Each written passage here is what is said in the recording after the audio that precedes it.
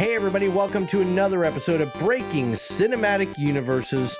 I, of course, am the asshole that everybody loves, Trevor, joined as always by the lovable Patrick. Oh, like a big, tough, cuddly teddy bear. I'm like a prickly porcupine, apparently. I'm okay We're with it. here talking. What's that? I'm okay with it.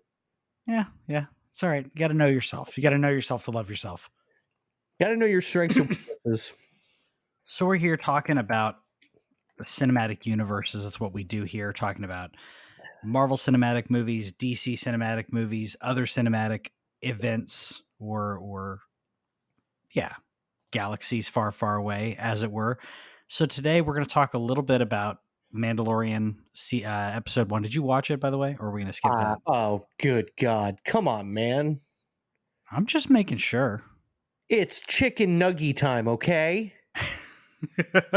So we'll talk about Mandalorian season 2, episode 1, just a little bit here. Insulted a little bit here. I'm just making sure. I know a couple of people who have it queued up, but they want to binge it. So Mandalorian is doing the episodic weekly releases, so we don't get to binge that all at once when it releases. So we'll talk about that. A little bit about Thor, God of Thunder, which may or may not be filming right now. Basically all Marvel filming stuff, and then some rumors in regards to Marvel and possible future people that we will see having more ties into the X-Men universe. You know what I want? You know what I finally want?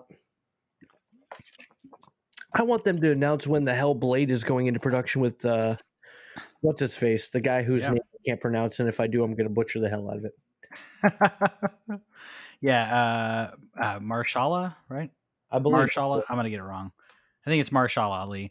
Yeah, I agree. And actually, we're not going to talk about it here, but Wesley Snipes, of course, in the news again with some more stuff about what happened with Blade 3. I feel like he's what? I'll go ahead and get into this real quick because it's been something that's been around a while. It's not something that's new. Like, I could probably look it up right now, and it would probably go back to, I would say, at least 2016, 2017. So the story is that during the filming of Blade Trinity, which is the worst of the three, now granted, it brought us Ryan Reynolds as Hannibal King. Is it Hannibal King? I'll double check. I'm pretty sure it's Hannibal King. I know his first name was Hannibal, and it brought us Abigail Whistler, played by Jessica Biel.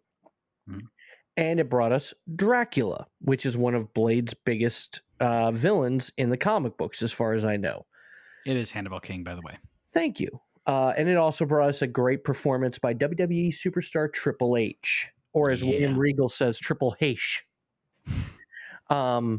Nothing's worse than his pronunciation of Umenga. Yeah. Umenga. So good. Oh God, I loved William Regal. Or Lord Stephen Regal. Sure. That's neither here nor there. So apparently, while Wesley Snipes was not only the lead actor in the film, he was also a producer on the film. So he got to pick the director, script, all that stuff that producers get to do.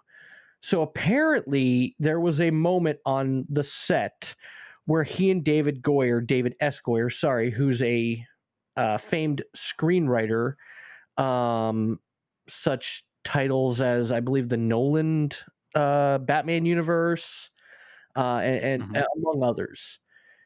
He also wrote, I believe, Blade 2, but that was directed by Guillermo del Toro. That was good. I think that was the best of all three. So apparently they got into a fight where Wesley Snipes choked him out. Now, this is all being told from Patton Oswalt, who was on the set very briefly in a minor role as one of Abigail Whistler and Hannibal King's, I guess, team, you could say. Yeah.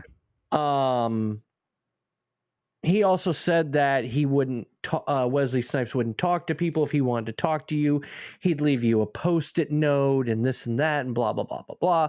Just basically saying Wesley Snipes was a dick to deal with on the set. From what I've heard from other filming sets of stories, that's probably not far from the truth of Yeah, him being I would not be surprised whatsoever. The only thing he avoids is his taxes. Oh, did he? Okay, so I know he technically was guilty of that. Did he actually do like I, time in a I believe prison? I believe he did. You know where he actually went to court for that, right? No, where was that? Tampa. I didn't know that. Oh, he did. Okay, so it was 3 years. So he's sentenced to 3 years. I don't know I don't know where he actually served because some of the facilities are rather cushy, Oh yeah. like the one that what's her face, Martha Stewart, like the one that she served in. I mean, even if it's a federal crime, they'll give you a softer place to stay if I guess Dude, it's white collar versus blue collar. dude, in those situations, he probably got a fucking Tempur-Pedic bed, let's be honest. All right. So I love the memes that come out though with Martha Stewart and Snoop, and it's like one of these is a convicted felon, and the other's a rapper. mm. So in an interview published Monday, Wesley Snipes had this to say of Oswalt's claims. Let me tell you one thing. If I had tried to strangle David Goyer, you probably wouldn't be talking to me now. A black man with muscle strangling the director of a movie is going to jail, I guarantee you. This is part of the challenges that we as African Americans face here in America, these microaggressions. The presumption that one white guy can make a statement and that statement stands true. Why would people believe his version true? Because they are predispositioned to believing the black guy is always the problem. And all it takes is one person, comma, Mr. Oswald. I don't know why I say comma. It's the writer in me, who I really don't know. Dude, you were on set with him. Yeah. You worked with him. I barely remember him on set, but it's fascinating that his statement alone was enough to make people go, yeah, Snipes has got a problem. Snipes also pointed out that he was an authority figure on the film set as executive producer. So,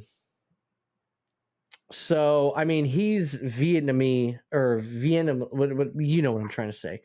Yeah. Denying all this. Now, I've heard from, other stories that have come through the interverse of him being very difficult to deal with on set. I think I even heard a story of him on the Expendables 3 being a pain in the ass.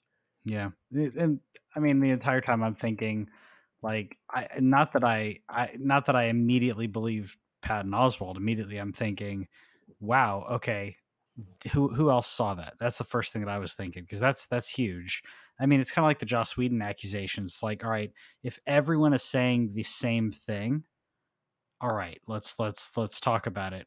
And with the Joss Whedon one, everyone's saying different things, or they're not actually saying what they want to accuse him of. I don't know if you've noticed that, but a lot of them that have this general blanket statement, and they won't actually say what he did or what he said or how he acted. Ray Fisher finally came out and said, finally, yeah. You're talking about he said that Joss Whedon was trying to change his skin color. Yeah, he was trying to lighten skin color. So my question, when thinking about that, is he talking about lightening the skin color when he's cyborg? Because he's not really human anymore, and there is going to be a lot of changes. And usually, when you see someone who is, the flesh tends to get paler and grayer, no matter what skin color you are. So I'm not defending him. I'm just saying, is that what he meant? Was post change that he was lightening his skin? I don't know. Because in that case, I don't think it's a racist thing. I think that was this would affect him. This is how the mother box is affecting him. Anyways, I'm just saying, because what's 2012? Yeah. Sorry, not to cut you off. Wesley Snipes denies Patton Oswalt's 2012 claim he tried to strangle Blade Trinity director. 8 years ago, this story came out. There you go. He's just now denying it. Yeah, why would you wait so long? And I'm just curious what everyone, like I said, what did everyone else experience? Did everyone else see that? Like Jason Momoa will not pin down what he didn't like about working about what he keeps Well, saying. Oh, there's going to be stuff coming out. It was terrible. There's stuff coming out. What's happening? What is well, happening? I mean, here's the thing, you know, they came out and said when Joss Whedon took over that Zack Snyder handpicked him. He Mhm. was Zack Snyder's choice, this and that. Ray Fisher's now coming out saying that wasn't the case. He wasn't Snyder's choice. He was the studio's choice. Interesting. Yeah, and either way, I mean, either way, they were trying to find someone that they could actually complete the project and not lose them Control. insane amounts of money. Which is, I mean, if I'm curious about the financials on the Batman, as how much money they're losing due to COVID because of how many times they've had to start and stop production. Dude, I'm shocked they haven't pulled a Back to the Future on that one yet. And Oh, you and know just what I'm talking replace. about. Yeah, yeah, and replace Robert Pattinson. Yeah, wouldn't be surprised if it ends up happening. They're too far, dude. Wouldn't be surprised. They're Yeah. too far at this point. They would have had to do that when they came back from COVID. Like if Yeah. I was Matt Reeves and we came back from the COVID shutdown and he wasn't in shape, I'd be like, dude, you're done. Get the fuck off my set. Well, it's the second time that he did that. He's talking to journalists saying, I don't think I should work out. I think that sets a bad precedent that what actors have to do for a role, because he said that. He said Batman doesn't have to be big and I shouldn't have to do it. Bullshit. Yeah, all of that is every single thing that he just said is bull. If you're going to portray a character, you're going to portray the character, and we're gone are the days of a person who looks like an average man or woman portraying what would be a superhero who has, especially in Batman's case, because he is human. You can't attribute like say like mutant powers to it, like saying, "Oh, well, the Blob is really fat, but he's extremely strong because of his powers." You know what I never There, understood about hmm? Batman? Not to cut What's you that? off. Sorry, I have ADHD. If I don't get this shit out of my head, it doesn't come out and I forget about it. After Iron Man was introduced as a Uh character, huh. Yeah, why didn't they try to make Batman have more of a like an armored suit, like a metallic armored suit, he almost like has one. no, he does. He's had one, Mhm. but make that his regular suit, kind of like Oh, it's like the Arkham Knight series. sure, sure. No, that's a good point. And even if it's not full on Iron Man suit, yes, having like you said the Arkham series where it has armor, it still looks like a Batman suit. It has technology and integrated into it, which Batman should have. It doesn't need to just be a plain suit. So no, I agree. I know that with the Nolan verse, they were kind of going a little bit into that, but not as much. No, And I would imagine the Batman's not going to go too deep into it because this is kind of his, this is his not necessarily his alpha, maybe beta, maybe first suit. I don't know, first production suit, if you well, will. I think the way they've described this is it's not year one. This is year two. Yeah. So he's still toying with his suit and everything, but I'd imagine year one as Batman, his suit was, it wasn't the equivalent of the Spider-Man, the Tobey Maguire Spider-Man, first Spider-Man costume or anything. But I'd imagine there's a lot of work. There's a lot of iteration, just like with Tony Stark.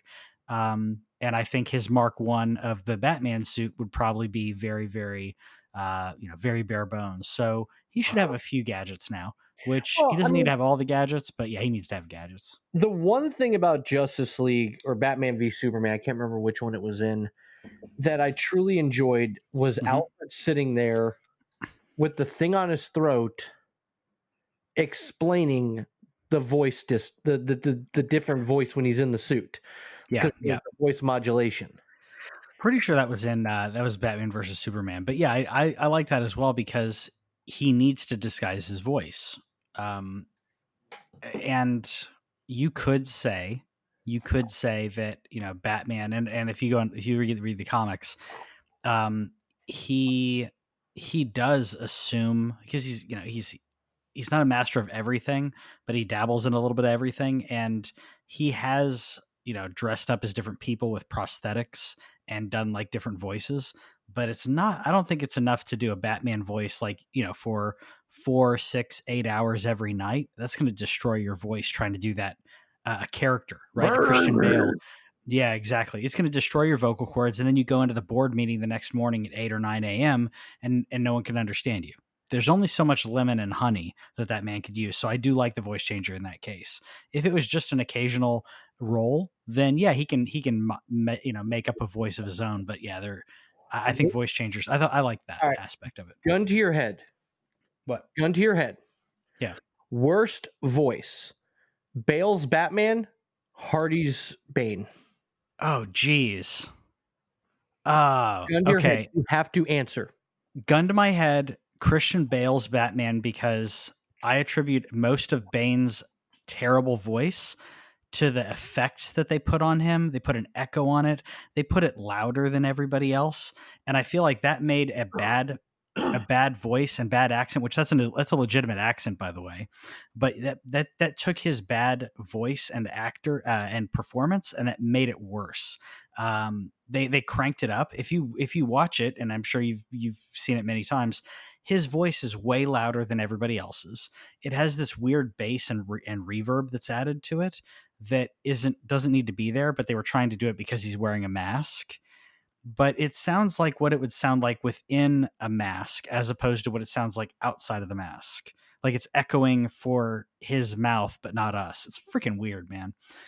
And I do love, by the way, Kevin Conroy, when Kevin Conroy was asked about Christian Bale's Batman voice, and he basically said someone on set should have told him that this wasn't good. Like no one stopped him and said, hey Christian, can we do something else? All right. Gun to your head. Which apparently is true. Sorry, go ahead. Gun to your head. More iconic Batman. Uh-huh. Adam West, Kevin Conroy. Ooh. Okay. I would say. By the way, I think he's the new segment. I would say he's not my favorite, but I'd say from an iconic standpoint, Adam West as Batman he's iconic in, well, it's not technically the first iteration of Batman. He's the most well-known Batman, most well-known first iteration of Batman, even though he wasn't the first on screen.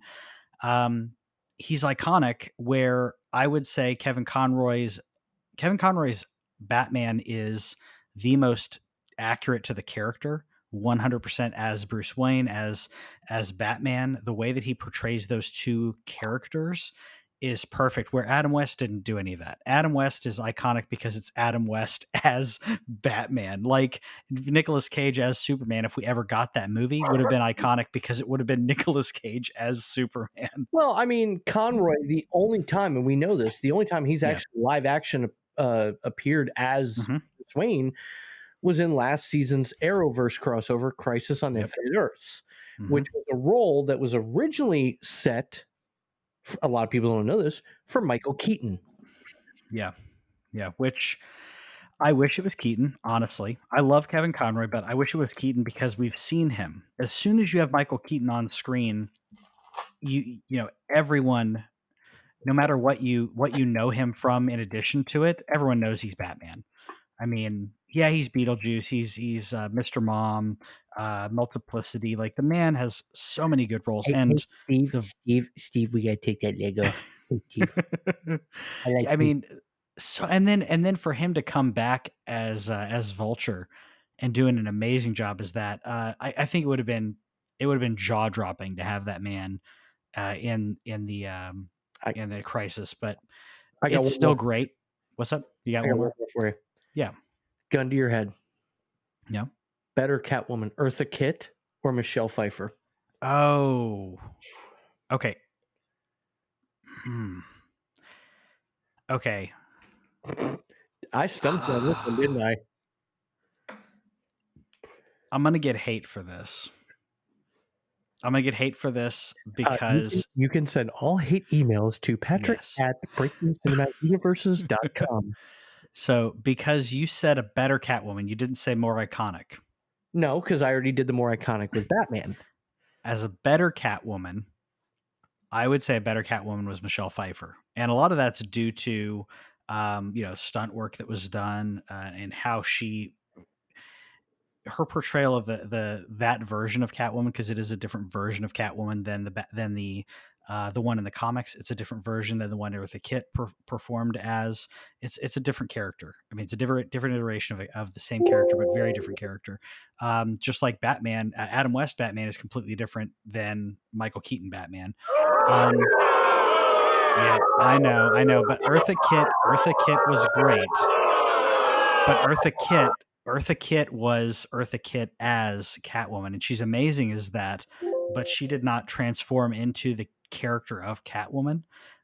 Where if you had asked me the most iconic, I would have said Eartha Kitt. Let's go to the live studio audience and see what they think. Yeah, bring it on. I just say careful how you word your. I'm gonna answer based on the question given to me, and that's how I feel about it. I would say if you had asked me who the best Selena Kyle was, I would say Anne Hathaway. Oh, absolutely. Anne Hathaway, and honestly, her Catwoman is really good too. The way that she switches in her as her pretending to be naive to being, Catwoman, just her facial features flipping is just amazing. And then of course the everything about that movie everything about her as Catwoman was great in my opinion. I think that Michelle Pfeiffer may have been a little bit better as Catwoman, but I thought Anne Hathaway doesn't get near enough credit for what she did in that movie. Well, I do have a statement from a member of our live studio audience, so give me 1 second here. This man.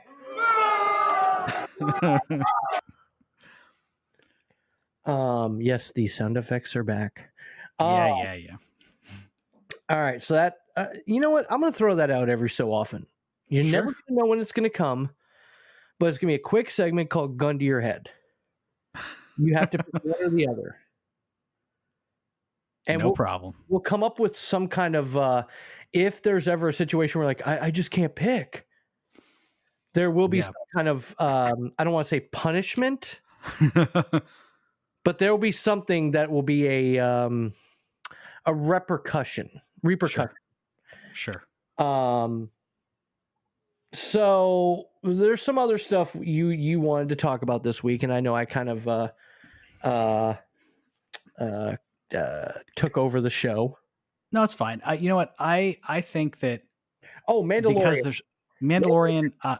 So I don't know. Do you want to talk about it after it's over and then do like a spoiler show so that way we warn people, and then we can talk about this the X-Men's possibility stuff this week? What do you think? I mean, dude, it's gonna be what, 8 episodes, 10 episodes? It's 8 episodes, and it's gonna be after Christmas, I think, by the time it's done. Okay, just real quick, your thoughts on season 2, episode 1. Just overall thoughts. Possible spoilers here. Overall thoughts. Possible spoilers. I love the fact that now Timothy Olyphant is in the Star Wars universe. Oh, it was great. That was great. And I didn't know until afterwards that character is in one of the Star Wars novels, one of the recent Star Wars novels. Really? Yep. So did not know that. And I did double check, by the way. It looks like the season finale is scheduled to be Friday, December 18th. So right before Christmas. All right. So we're going to talk. That's it for Mandalorian. We'll get into it more toward the end of the season as things go progressingly. Yeah. You want to talk X-Men. And if we're going to talk X-Men, I find it only right to play this.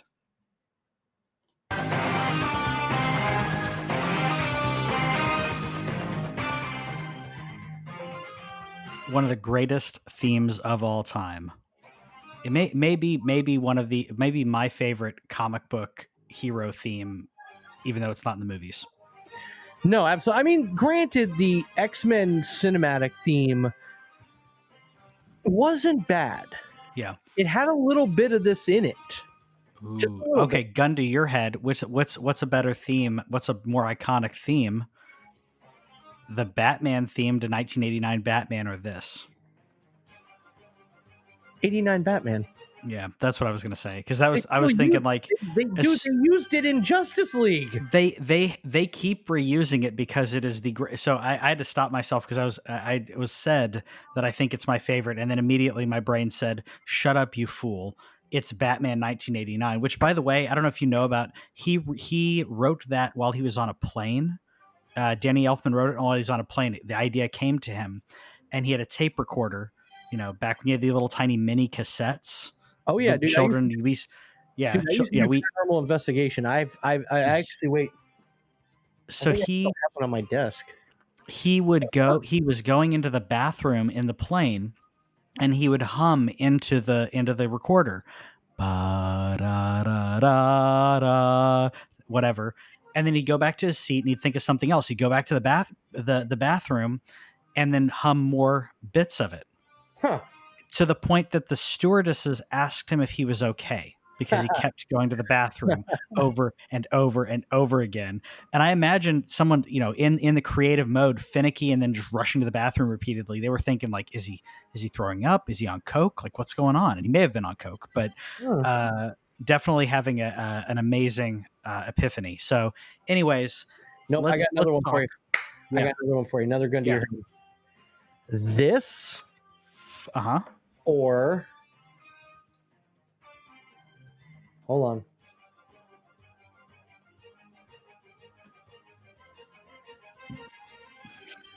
Hold on, my computer's kind of running slow here. Give it a second. All right, give me.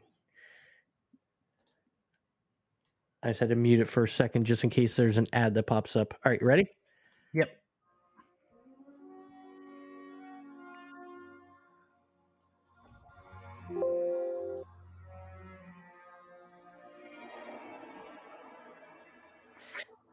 Yeah.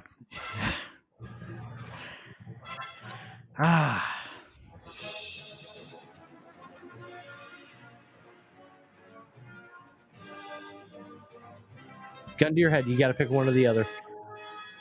Yeah.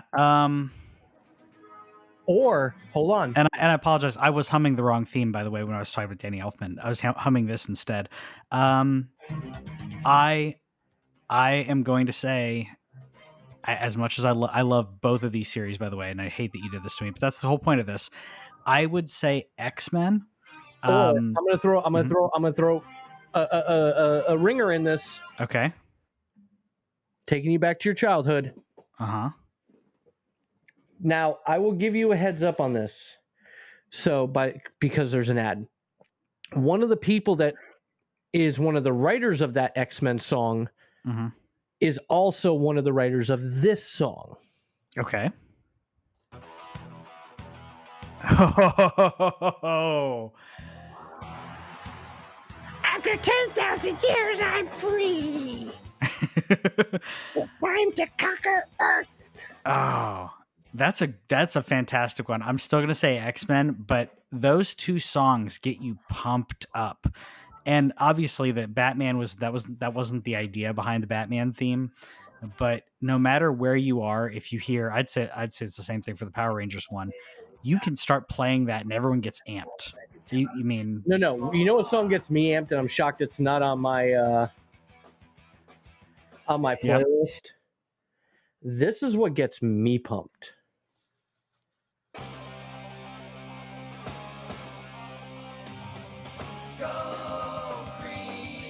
Yeah. I was gonna say there's another one which I don't have the soundboard here, but the theme to the so was it 1991's Spider-Man? Was it 91? Hold on, here's another good one. I will 94 that for you. Yeah, I think Slash did that one. Eddie Van Halen, if I'm not mistaken. I'm gonna double check that. I mean, you may be wrong. You may be right. Sorry. Here we go. I'm gonna Google it.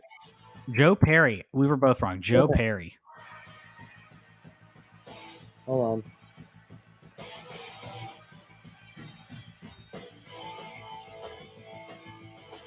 This is still one of my favorite songs from Power Rangers.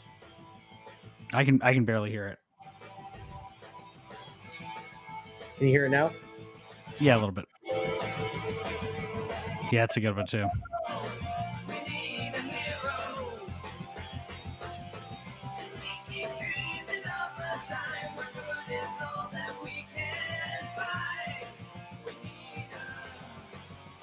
Man, I miss songs like that, and it's the unapologetically cheesy. It's like, yeah, we know this is cheesy. It's gonna be awesome though. Somewhere in the '90s, like people, and we're not gonna blame Kurt Cobain, but like everyone, tried to turn their back on anything that had cheese to it, and was like, no, we need to be super serious. And then we got Limp Bizkit out of all that crap. We got Limp Bizkit, but Joe Perry brought us this. Yeah.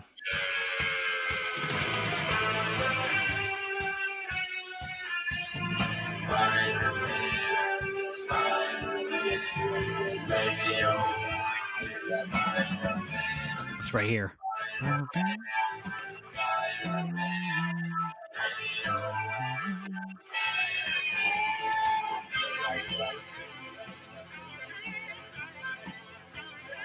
All right, I got one more for you.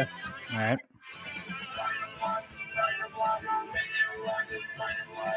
That's just a jam right there. All right, I got one more for you here. I gotta find. It's a bop, as the kids say.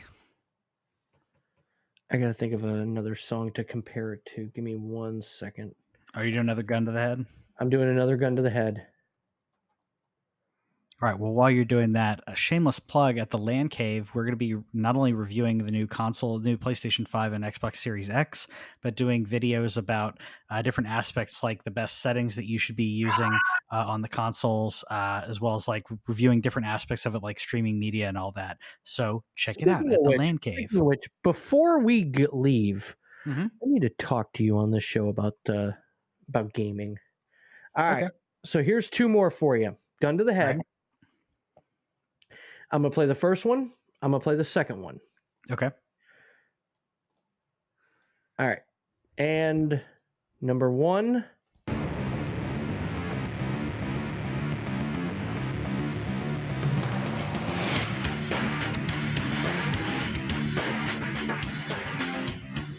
I recognize that, but I'm having trouble placing that.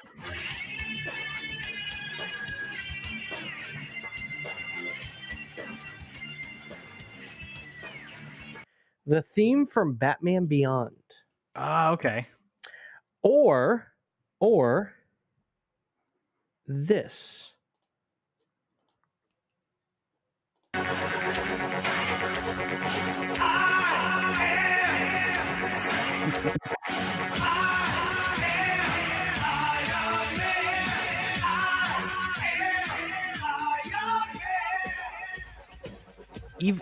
Even though I didn't recognize it at first, I'd say the Batman Beyond theme is better. The I Am Iron Man's good. Don't get me wrong, but yeah, I don't think it's got the quality of the Batman Beyond theme. Which one I enjoyed of the Iron Man? Yeah. Hold on, I'm going to play it here real quick. I just enjoyed some AC/DC. I mean, think like the soundtrack, man, the hidden Tony Stark like perfectly. Somehow AC/DC just did it. Oh, it was perfect, especially in what was it, Iron Man 2? Yeah. In the beginning when he jumps out of the plane and it's shoot the thrill. It was just perfect. Yep. This is my favorite of all the like recent cartoons. This is my favorite theme.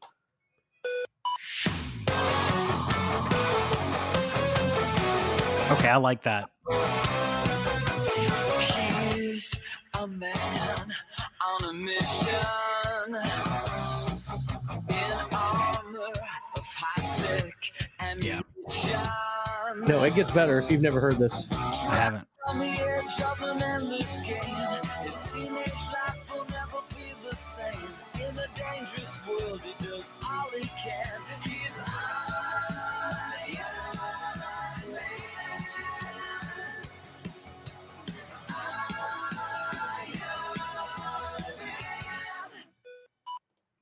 Yeah, that's good. That's from Iron Man Armored Adventures, which I believe is actually on Netflix. If you haven't seen it, it was very short-lived, but very good. It actually follows a teenage, still in high school, Tony Stark, who is Iron Man. Interesting.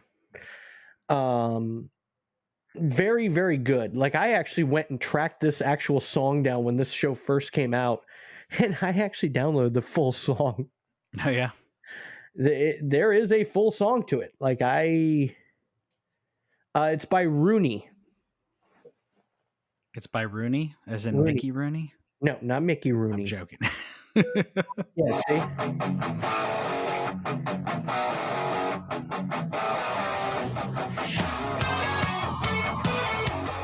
Yeah, I like it. That's just Yeah, they've got a full version of this. Yeah. That's some good stuff, man. That's some good stuff. Pivoting to talking about X-Men before we talk about things not related to cinematic universes.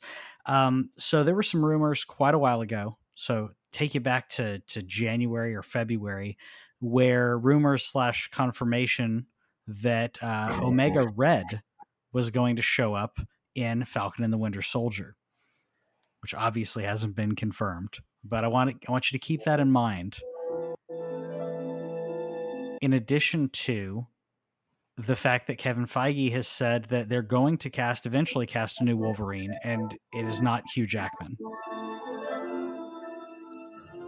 And then the additional bits, I should say, because we're layering these rumors and statements, is that there is a call sheet out, which allegedly someone took a shot of with their camera. It is a call sheet for Hugh Jackman to reprise or to be in discussions to be Wolverine again. The only way it works, I'm sorry, I'm going to cut you off right there. Yep. Because I feel like on this show, I'm the yin to your yang. Yeah. Hell, I feel like in life, I'm the yin to your yang. We both have wives. The only way that works. Yeah. Is if it's Deadpool involved, it's Ryan Reynolds, and it's Hugh Jackman. That is the only way to work. I would like that. No. I don't know if it will be. Love that. Oh, yeah. Oh, of course I would. To watch Hugh Jackman run his adamantium claws into the stomach of Deadpool and then rip his head off with the other one. Yeah. Yeah, especially with their bromance / rivalry, the joking that they continue to do towards each other. Have you seen the new birthday video from Ryan Reynolds? I didn't see the new one. No. Oh my god, dude! Keep talking. I'll find it. Okay. So, yeah, keep talking. Send it to me, and I'll watch it. I'll watch it later. But no, I'm gonna play it on here as soon as I find it. I know it's here somewhere. Keep talking. All right. So I'm going to finish painting this picture. You have Omega Red allegedly showing up in Falcon and the Winter Soldier. Allegedly, right? You have Kevin Feige saying, "Yeah, we're going to be casting a Wolverine eventually," which is, of course, that's his way of saying it's going to happen at some point. I'm not going to tell you when. You add to that this call sheet. And then you add additionally one of the people who a lot of fans have been talking about possibly playing him, other than like Tom Hardy, which I don't think he's going to do it, and a few others, is one of the actors from Stranger Things, Darce Montgomery. I believe it's Darce. I'm going to get it wrong. If I'm wrong, I apologize. I think it's whatever. I'm pulling up his Wikipedia. It's got to tell me on there. Drakkar Noir. I'm going to call him Drakkar. So I don't know how to pronounce his name. He was great in Stranger Things. And there was an image that he posted of him dressed up as Wolverine with makeup. I don't know if that was done afterwards or if it was all photoshopped or what it was. He posted it on Twitter and Instagram. Dacre. And or both. What is it? Pronounced just like the unit of measurement, acre, but with a D at the front. Okay, well then I'm okay with that. Call it my dyslexia. So Dacre's great. I don't want to slight him in any way. He posted on, it was either Twitter or Instagram or both. He posted a mock-up of him as Wolverine, close up. They got the mutton chops with the cigar. Very, like, not that it was done through Marvel, but it looked like professional photography, professional Photoshop to clean it up, and then he deleted it. Well, I mean, and then he deleted it. Technically, Dacre Montgomery is closer to Wolverine's height than Hugh Jackman. Hugh Jackman is 6'3". Dacre is 5'10". Closer, still not there, but closer. Yeah. So I mean, nobody's gonna be as close as Danny DeVito. Dude, I am Wolverine's height. Danny DeVito's shorter than me. Hold on, no, that's right, because it depends on who the writer was. I think he's between 5'2" and 5'5". You're right. So if you add all these things up, I'm not saying this is a prediction, but I have a feeling that there's a possibility that we will see Dacre in Falcon and the Winter Soldier as Wolverine, as Logan. Should I start playing the Black Eyed Peas for you? I got a feeling. All right. Here, real quick, here's Ryan Reynolds' newest birthday message. Now, nothing will beat Ryan Reynolds showing up on the video screen at one of Hugh Jackman's concerts. Yeah. Happy birthday, and ending it with "fuck you." Nothing will beat that except for possibly this. Hey, Hugh. I just want to wish you a happy birthday and tell you that I love you. I'm down here in Atlanta, so I wish I could be celebrating with you. You may notice that it's a little quiet around the house this morning. That's because I flew Deb and the kids and the dogs and your friends and furniture down here to celebrate your birthday with me. And we're having an amazing time. And we miss you. And it's a slice of heaven. Happy. So that's just awesome. Is there anybody else in all of Hollywood that has a better bromance than Hugh Jackman and Ryan Reynolds? I don't think so. And I love that, I am not going to say that reading comics, like, it's not a situation where like Mark Hamill, in my opinion, like, Mark Hamill's always been the voice. Like, I feel like when I read old Joker stuff, it still sounds right as Mark Hamill's Joker voice. Older Deadpool doesn't quite have the same punch as I'd say, or early 2000s ish. But Ryan Reynolds, in regards to the recent Deadpool, I'd say in the last 20 years or so, maybe 16, 20 years, Ryan Reynolds is the perfect Deadpool. 100%. I don't know how. Yeah. I got another gun to your head. All right. Mark Hamill, who's a better Joker? Mark Hamill or Heath Ledger? Mark Hamill. Mark Hamill or Jack Nicholson? Mark Hamill. Okay. Both for very different reasons. Joker's was more psychotic. So grounded. The Ledger Joker is so unique and different. It's perfect for the Nolan verse, but it's not really the Joker. It's a twist. It's a take on the Joker, and it's not bad at all, but it's not quite Joker. And Jack Nicholson's Joker is amazing, but I feel like it lacked a little bit of the humor. It's great in regards to, I mean, you watch him as Jack Nicholson as the Joker, he is frightening, like seriously frightening. Cesar Romero Joker. Ooh. Okay, see, that's actually, so you said Hamill or Cesar Romero? Is that what you said? No, I said Hamill or Nicholson, Hamill or Ledger. But I will go ahead and throw this out. Hamill or Cesar Romero. That's more difficult in my opinion. I think that Cesar Romero almost has it. And I feel like if Cesar Romero was not held back in regards to the writing that they did, in regards to the overall what they were trying to do in regards to tone, he could have nailed it on the head. I feel like they held that Joker back from being what Joker needs to be in regards to the psychosis, because he just had to be a laughing man. He just had to be giggly and do funny things with whoopee cushions or whatever. It could never cross the line. And even in a children's cartoon like the Batman the Animated Series, what he plans, his different plans that he does are psychotic and terrifying, where Joker's plans in the 1960s ones never were.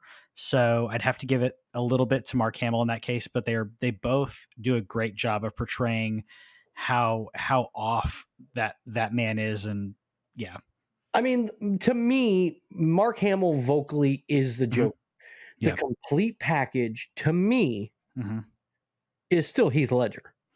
I just think that I think Heath Ledger wasn't quite. He's what the Joker would be in real life.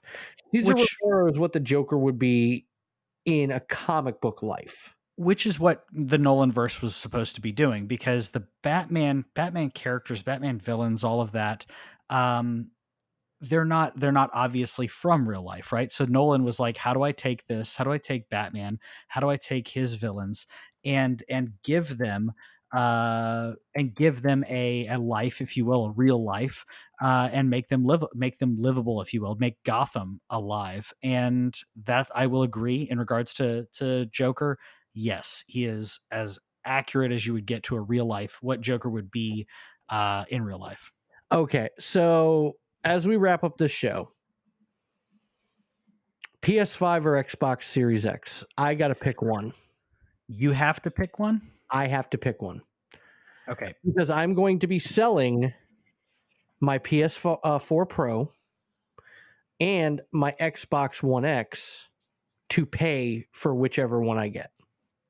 Okay. So do you, there's a couple qualifiers here, because they're both good for different reasons. Do you have a lot of Xbox games in your catalog, or more PS4? I have more Xbox. Okay. I am going to say, and here's the other question I would ask is do you have it hooked up to a 4K TV with HDR? My Xbox One X. Okay. So they're going to be very similar in regards to their output, but the Xbox Series X is more powerful than the PS5. Also, the Xbox One X Xbox Series X and Xbox Series S are both backwards compatible with every Xbox. If you can play it on Xbox One, you can play it on Xbox Series. Meaning there are 360 games, there's OG Xbox games available. There's so much there. So if you're not as concerned with the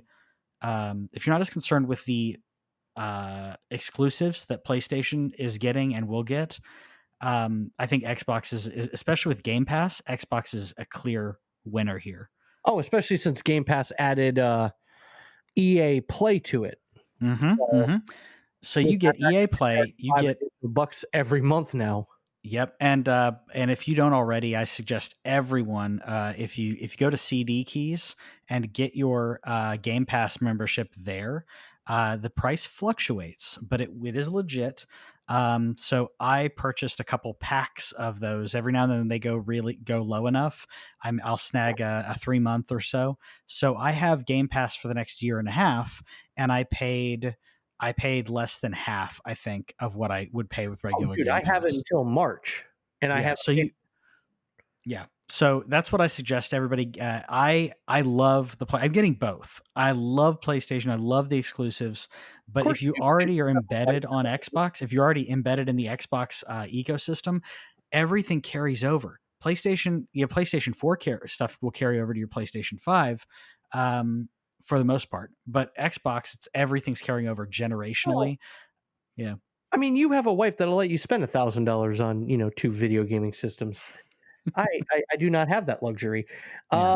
If you like sports, you already did your shameless plug about the TheLanCave, the #1, in my opinion, video game podcast out there.